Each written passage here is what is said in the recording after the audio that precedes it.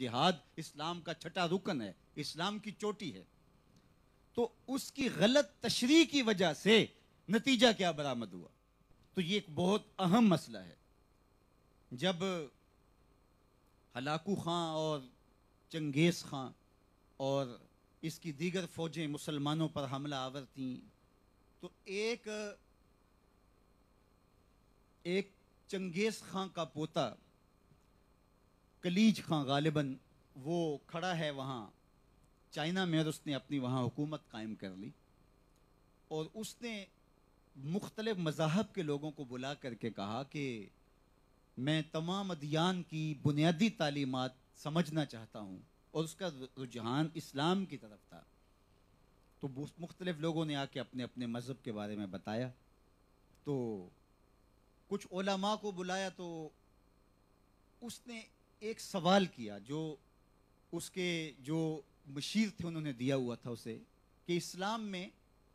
یہ تم جو کہتے ہو کہ ہر ایک کو قتل کر دیا جائے گا، تو اس کے بارے میں تمہارا کیا موقف ہے؟ تو اس نے کہا ہمارا دین ہمیں یہی کہتا ہے کہ کافروں کو قتل کر دو اور ان کو چھوڑو نا۔ تو کہا کہ پھر آپ ہمیں قتل کیوں نہیں کر رہے؟ تو ان علماء نے کہا کہ چونکہ ہمارے پاس طاقت نہیں ہے، قوت نہ ہونے کی وجہ سے ہم کچھ کرنے سے قاصر ہیں، اور اگر ہمارے پاس طاقت اور قوت ہوتی تو ہم یقیناً قرآن مجید کی تعلیمات پہ عمل پیرا ہوتے۔ تو حکم دیا اس نے وہیں کھڑے کھڑے کہ مسلمانوں کا قتل عام شروع کر دیا جائے، اس لیے کہ اگر ان کے پاس طاقت آئے تو یہ ہمیں قتل کریں گے، تو اس سے قبل کہ وہ طاقت میں آئے اور ہمیں قتل کرنے کے حکم صادر کریں، ان کا وجود ہی نہ رہے، تو مسلمان قتل ہونے لگے اور قتل و غارت کا بازار گرم ہو گیا۔ پھر ایک اس زمانے میں شیخ بدر الدین سمرقندی تھے، ان کو پتہ چلا کہ اس طرح بادشاہ کو غلط دین کی تشریح بتائی گئی، جس کے نتیجے میں یہ کچھ ہوا، تو وہ کسی طرح بادشاہ کے پاس اپنے ایک اور ساتھی کے ہمراہ پہنچے اور کہا کہ یہ آپ کو جو بتایا گیا وہ ایسا نہیں ہے، حالت جنگ کے اندر جو مقابل آئیں تو ان کے جوڑ جوڑ کو قتل کرنے کا، جوڑ جوڑ کو کاٹنے کا حکم ہے،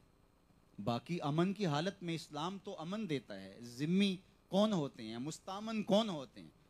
اور پھر کہا کہ قتل کے اندر بھی اور جنگ کے اندر بھی دنیا کے دیگر مذاہب وہ رعایتیں نہیں دیتے جو اسلام دیتا ہے، کہ بچوں کو قتل نہ کیا جائے، بوڑھوں کو قتل نہ کیا جائے، جو معبدوں کے اندر رہنے والے ہیں ان کو قتل نہ کیا جائے، اور بیماروں کو قتل نہ کیا جائے، خواتین کو قتل نہ کیا جائے،